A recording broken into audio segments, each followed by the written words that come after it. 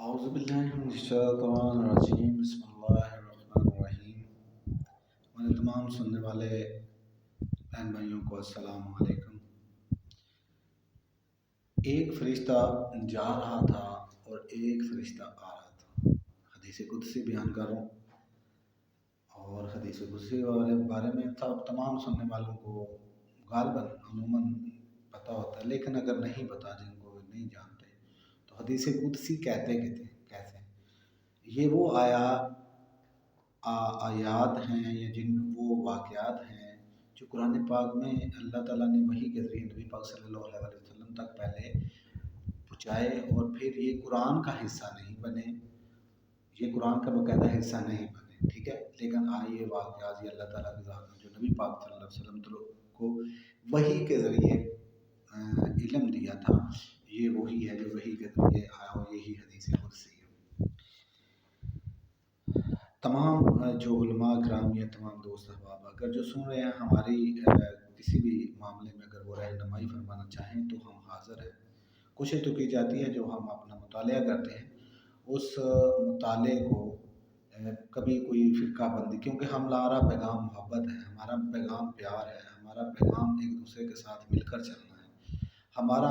پیغام نفرت کا نہیں ہے، ہمارا پیغام جو ہے وہ ایک دوسرے کے ساتھ عناد کا نہیں ہے، دشمنی کا نہیں ہے، ہمارا پیغام ایک دوسرے کے ساتھ محبت اور امن کے ساتھ پیش آنے کا ہے، کیونکہ محبت ہی وہ عمل ہے جس سے ہم اپنے دشمن کا بھی دل جیت سکتے ہیں۔ اور یاد رکھیں، یہ زندگی جتنی اللہ نے عطا کی ہے، میرے خیال میں یہ محبت کے لیے ہی ناکافی ہے۔ پتہ نہیں ہم دشمنی کو اپنے اندر کہاں سے لے آتے ہیں۔ اگر صرف پوری زندگی محبت کی جائے، محبت سے ایک دوسرے کے ساتھ پیش آیا جائے، تو یہ زندگی پھر بھی کم پڑ جائے۔ تو یہ محبت کے لیے ہی ناکافی ہے، تو ہم لوگ نفرت کو اپنے درمیان کیوں لاتے ہیں؟ چلتے ہیں واقعے کی طرف۔ کچھ ایسا ہی واقعہ آج میں آپ کے گوش گزار کرنے جا رہا ہوں، اور انشاءاللہ لاسٹ میں اس کے بارے میں موٹیویشنل کچھ باتیں ہوں گی، تو سنیے گا ضرور بڑے غور اور توجہ کے ساتھ، بہت غور کرنا ہے، کیونکہ میں حدیث قدسی بیان کر رہا ہوں آپ کے سامنے۔ ایک فرشتہ جا رہا تھا آسمان کی طرف اور ایک فرشتہ نیچے زمین پر نازل ہو رہا تھا، دونوں کی راستے میں ملاقات ہوتی ہے۔ پوچھے کہاں پہ جا رہے ہو؟ اس نے دوسرے نے پوچھا تم بتاؤ تم کہاں سے آ رہے ہو؟ جو نیچے جا رہا تھا اور جو نیچے سے آ رہا تھا، جو نیچے سے آ رہا تھا فرشتہ، اس نے کہا کہ آپ بتائیں کہ آپ جا اس وقت کہاں رہے ہیں؟ اللہ نے آپ کو کیا حکم دیا ہے؟ کہا اللہ تعالیٰ کی ذات نے مجھے حکم دیا ہے کہ نیچے زمین پر ایک بہت جابر، ایک بڑا ظالم بادشاہ ہے جو اپنی رعایا پر ہر طرح کا ظلم برپا کرتا ہے، ہر طرح سے اس کی رعایا اس سے تنگ ہے، وہ اتنا ظالم ہے کہ اسے آسمانی مخلوق تمام مخلوق سے ناپسند کرتی، اور فرشتے بھی اس پر لعنت بھیجتے ہیں، اتنا ظالم ہے۔ تو جو فرشتہ جو تھا اس نے پوچھا پھر آپ جا کیوں رہے ہیں؟ اس کی طرف جان لگے۔ کہا ہاں، اللہ تعالیٰ نے فرمایا کہ اس کا علاج جو ہے، وہ بیمار ہو گیا، تو بیمار ہونے کے بعد وہ لا علاج تھا، حکیم اور طبیب بلائے گئے، اللہ نے اس کا علاج ایک مچھلی کے گوشت میں رکھا ہے، اور وہ مچھلی جو ہے وہ نایاب ہے، وہ سمندروں کی تہہ میں پائی جاتی ہے، یعنی سمندر کی تہہ میں رہتی ہے، وہ تو کبھی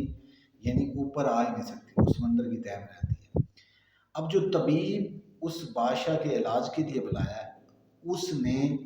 اس مچھلی کا نام تجویز کر دیا ہے جس مچھلی میں اللہ تعالیٰ کی ذات نے اس کی بیماری کا علاج رکھا ہے۔ تو مجھے اللہ نے حکم دیا ہے کہ وہ مچھلی، وہ جو بادشاہ کے حقارے ہیں یا غلام ہیں یا جو بادشاہ کے سپاہی ہیں، وہ طبیب کی بات مانتے ہوئے سمندر کی طرف مچھلی پکڑنے کے لیے گئے، اور انہوں نے اپنے جو جال ہیں وہ تقریباً سمندر کے اوپرلی سطح پہ لگا رکھے ہیں، کناروں پہ لگا رکھے ہیں، تو وہ مچھلی تو وہاں پہ نہیں آئے گی ان کے جال میں۔ اللہ رب العزت نے مجھے حکم دیا ہے کہ میں اس مچھلی کو گھیروں اور گھیر کے ان کے جال تک لے کر کے آؤں، اور وہ مچھلی پکڑ لیں اور وہ بادشاہ کو دیں، بادشاہ جو ہے اس مچھلی کا گوشت کھائے اور وہ شفا یاب ہو جائے۔ اللہ تعالیٰ کی ذات کی یہ رضا ہے۔ اچھا، فرشتے نے پھر پوچھا بتاؤ کہ وہ بادشاہ کا جو کریٹیریا آپ نے بیان کیا ہے، کیا ویسا آپ پھر ایک دفعہ بیان کر دیں؟ ہم کہا وہ ظالم ہے، گناہ گار ہے، شرابی ہے، زانی ہے، وہ ہر طرح کا اپنی رایا پہ ظلم بپا کیے رکھتا ہے۔ وہ اللہ اور ایسا ہے کہ اس نے ہر طرح کا ظلم جو ہے اپنی رایا پر بپا رکھا ہے، اور عوام الناس اس سے تنگ ہے، اس کے مرنے کی دعائیں مانگ رہے ہیں، اور اللہ تعالیٰ کی ذات نے اسے ایک بیماری میں مبتلا کیا، اور اس بیماری کا علاج جو ہے وہ مچھلی کے گوشت میں رکھ دیا، اور مچھلی اللہ تعالیٰ خود کہہ رہا ہے جو اسے دیا اس کے جال، تو اس کے سپاہیوں نے جہاں پہ جال لگایا مچھلی کو گھیر کے ان کے جالوں تک لے آؤ، تاکہ وہ بادشاہ اس کا گوشت کھائے اور کھانے کے بعد شفا یاب ہو جائے۔ مطلب جو فرشتہ جا رہا تھا اس نے کہا کہ چلیے یہ اللہ تعالیٰ کی اپنی حکمت ہے، اللہ اس معاملے کو بہتر جاننے والا ہے۔ تو کہا کہ آپ کدھر گئے تھے اور آپ کہاں سے آ رہے ہیں؟ یعنی اب جو اوپر سے نیچے فرشتہ آ رہا تھا وہ نیچے سے اوپر جانے والے فرشتے سے پوچھتا ہے آپ کہاں پہ گئے تھے اور آپ کہاں سے تشریف لا رہے ہیں؟ تو جو نیچے سے اوپر جانے والا فرشتہ تھا اس نے کہا کہ میں تو زمین پر گیا تھا اللہ کے حکم سے، اللہ نے مجھے حکم دیا تھا کہ زمین پر جاؤ، ایک شخص ہے زمین پر جو بہت ہی عبادت گزار ہے، بہت ہی نیک ہے، بہت نہایت زیادہ شریف ہے۔ آج ایک ہفتے کے بعد اس کے گھر میں ساگ پات کا سالن بن رہا تھا۔ ساگ پات یعنی اس کے اندر جو عربی کی تحریر ہے اس کا اگر ترجمہ کرے تو ساگ پات بنتا ہے، یعنی کچھ پکایا جا رہا ہے اس کے گھر میں، آئے اور ایک ہفتہ فاقہ کے بعد اس کے گھر میں آج پک رہے، اور آج اس کے جو بچے ہیں وہ بہت خوش ہیں، بہت زیادہ آج اس کے بچے خوش ہیں، اور اللہ تعالیٰ کی ذات نے مجھے حکم دیا ہے کہ جاؤ جو انہوں نے ہنڈیا اوپر رکھی ہے اس کو ڈھیلاؤ۔ وہ فرشتے نے بھی حیرت سے پوچھا کہ مجھے وہ جو آپ وہ ساری ڈیٹیل بتاؤ کہ جیسے آپ نے دوبارہ رپیٹ کیا تھا اسی طرح مجھے رپیٹ کرو کہ کیا کہہ رہے ہو؟ کہا وہی کہ وہ جو اللہ کا نیک بندہ ہے اس کے گھر میں ایک ہفتے کے بعد آج کھانا پکایا جا رہا ہے، ایک ہفتے کے بعد اس کے گھر میں کھانے پینے کا اہتمام ہو رہا ہے، اس کے بچے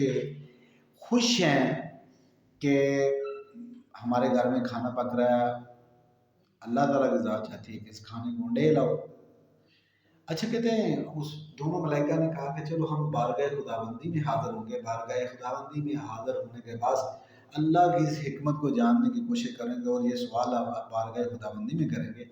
ہم اپنے اپنے کام پہ مأمور ہیں، چلو اس کام کو سر انجام دیتے ہیں۔ سر انجام دینے کے بعد اب وہ شخص، وہ دونوں فرشتے جو ہیں، وہ جو شخص جس کا وہ سالن میں ڈھیل دیا تھا، ظاہر ہے اس کا سالن گر گیا، اب وہ اس کے بچے جو ہے وہ رو رہے تھے، اب وہ فرشتہ جو ہے وہ اوپر چلا گیا، دونوں گئے بارگاہ خداوندی میں اللہ تعالیٰ کی ذات کے سامنے حضور۔ آپ دونوں ملائکہ نے عرض کیا کہ اے رب العزت تو بہتر جانتا ہے، اے رب العزت، اے مالک و خالق، تیری حکمت میں کوئی ضرور راز پوشیدہ ہے، اگر تو چاہے تو اس راز کی آگاہی عطا فرما، اس راز کے بارے میں ہمیں عطا فرما۔ اللہ رب العزت نے فرمایا اے میرے ملائکہ یاد رکھو وہ جو شخص جس کی طرف میں نے تم کو بھیجا تھا، اس شخص جو ظالم تھا، بادشاہ تھا، جس کا جا کے آپ مچھلی کا شکار جس کے لیے ممکن بنا دیا، جس کا حکم میں نے دیا کہ اس کے لیے شکار ممکن کر دو تاکہ وہ شفا یاب ہو سکے، اس ظالم بادشاہ نے جانے اور انجانے میں، یعنی نہ جاتے ہوئے بھی ایک اس سے نیکی سرزد ہو گئی تھی۔ اب میں چاہتا ہوں کہ وہ اس نیکی کا اجر یہاں پہ رہتے ہوئے حاصل کر لے، اور جیسے ہی وہ اس دنیا سے جائے، جیسے ہی اس کی ملکن موت روح قبض کرے، میں چاہتا ہوں کہ قیامت تک، روز حساب تک اسے اپنے حساب کا انتظار نہ کرنا پڑے۔ جیسے ہی اس کی روح قبض ہو، وہ ادھر مرتا چلے، ادھر میری دوزخ میں چلتا چلے۔ اور وہ شخص جس کا 8 دن فاقوں کے بعد، 7 دن فاقوں کے بعد، جس کے گھر میں کچھ کھانے کا اہتمام ہو رہا تھا اور میں نے حکم دیا کہ اس کے خوش جو بچے تھے ان کے موجودگی میں اس سالن کو انڈیل دیا جائے، میں چاہتا ہوں کہ وہ اس مصیبت پر میرا صبر و شکر کر کے، اس سے ایک گناہ سرزد ہو گیا ہے، میں چاہتا ہوں کہ اس کا وہ گناہ اس صبر و شکر کے بدلے میں معاف کر دوں، اور میں یہ انتظار نہیں کرنا چاہتا کہ وہ ایک گناہ کا بھی حساب دینے کے لیے بروز معاشر تک انتظار کرے۔ میں چاہتا ہوں کہ جیسے ہی اس مرد مومن کی روح قبض کی جائے، میرے جنت کے دروازے اس کے لیے کھول دیے جائیں۔ تو حکمت اللہ رب العزت کی ہر معاملے میں ہوتی ہے، ہر معاملے میں اللہ اب اپنی حکمت رکھتا ہے۔ ہم چھوٹی سی باتوں پہ ہم مشکل حالات سے گھبرا جاتے ہیں، ہم لوگ فکر مند ہوتے ہیں، آج کھانے کا نہیں ہے، آج میرے پاس یہ چیز نہیں ہے، آج میرے پاس کچھ مجھے مل نہیں رہا، میری خواہش کے مطابق جو ہے وہ مجھے جو ہے نا میں اس اپنی خواہش کو پورا نہیں کر پا رہا۔ تو یاد رکھو، ہر معاملہ اگر سپرد خدا کر دیا جائے، اگر ہم اپنا ہر معاملہ اللہ رب العزت کے حضور جو ہے ایمانتاً رکھ دیں کہ یا اللہ، اس جو میرا یہ معاملہ ہے تیرے حضور پیش کرتا ہوں اور اس کی نگہبانی تو فرما، تو اللہ رب العزت اس کا اجر بھی بے حساب دیتا ہے۔ اسی امید کے ساتھ کہ آج کا واقعہ کافی لمبا نہ ہو گیا ہو، کیونکہ میں چھوٹے چھوٹے واقعات کی کوشش کرتا ہوں اتنا لمبا کلپ جو ہے نا وہ آپ کو نہ سننے کو ملے، تو اسی امید کے ساتھ کہ آج کے واقعے سے آپ نے سیکھا ہوگا کہ ہر معاملے میں ہمارے اگر اوپر ہی مصیبت آتی ہے تو یاد رکھیں مرد مومن پر ہی مصیبت آتی ہے، مرد مومن ہی اللہ کے نزدیک مصیبت اور پریشانی میں وہ اپنے لوگوں کو آزماتا ہے، اپنے لوگوں کے ساتھ وہ محبت جو کرتے ہیں، ہم لوگ محبت کا دعویٰ رکھتے ہیں، میں اکثر کہا کرتا ہوں کہ اگر محبت کا دعویٰ ہے تو امتحان کے لیے تیار رہنا چاہیے۔ بھائی آپ نے اگر محبت کا دعویٰ کر دیا ہے تو یاد رکھیں دعویٰ کس سے کیا ہے؟ اپنے خالق و مالک سے۔ اب خالق و مالک جو ہے وہ جس طرح چاہے تمہاری محبت کو دیکھ لے، تمہاری محبت کا اندازہ لگا رہے۔ بھائی تم تو عاشق بنے ہو، اب اپنے محبوب کے لیے اپنی کسی خواہش کو قربان کرنے کے لیے بھی تیار رہو۔ اللہ رب العزت کے لیے ہم چھوٹی چھوٹی خواہشوں پہ بھی اگر پریشان ہونے لگ جائیں، پھر دعویٰ محبت کس چیز کا؟ بھائی محبوب جو چاہتا ہے اس کے لیے ہم لوگوں کو ہر چیز وہ حاصل کرنی پڑتی ہے، ہمیں وہ حاصل کرنی بھی چاہیے۔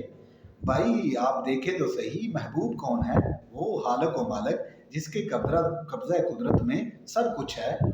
ہم لوگ چھوٹی سی پریشانی، چھوٹی سی مصیبت میں اپنی دعوی محبت سے پھر جاتے ہیں۔ دوست ہمیں چاہیے ثابت قدم رہیں تاکہ محبت کا مزہ لے سکیں، عشق الہی کا سرور حاصل ہو۔ اسی امید کے ساتھ کہ آج کا پیغام آپ کو پہنچ چکا ہوگا۔ السلام علیکم۔